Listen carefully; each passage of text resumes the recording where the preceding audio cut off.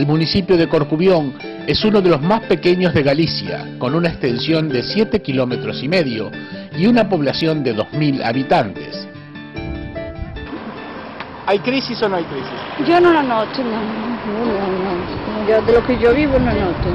No, pero aquí en el pueblo no. Yo creo que ¿Y de qué vive el pueblo? Hay gente, pues mire, mucha gente empleada ahí, ves, es como unas chimeneitas, esa casa, todos esos carburos metálicos. Ahí trabajó mi cuñado de delineante. ¿Y qué hace? En la fábrica, pues que falleció.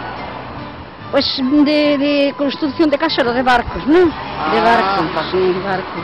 Es un pueblo pesquero, ¿verdad? Es un pueblo vive de mucho... De la mar mucho no, Finisterre, más vienen de Finisterre y la pescadería y vas allí y a la mañana no hay pescado. Su principal gastronomía proviene del mar, el pulpo y los percebes son de uso diario por la Costa da Morte. Es como una pequeña lonja, ¿no?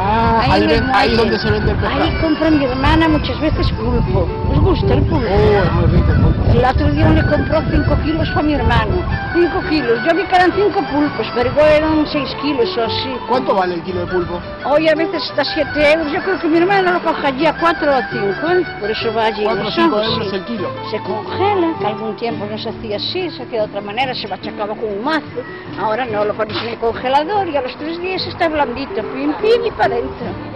Yo lo como un día en el verano y ya me harta para todo el año, sí, 1 kilo. Y después un cortadito, pimiento dulce, aceitito o picante. Esta tierra de transición conjuga en perfecta armonía el sosiego y la calma de las Rías Bajas y la bravura y la naturaleza viva característica de la Costa da Morte.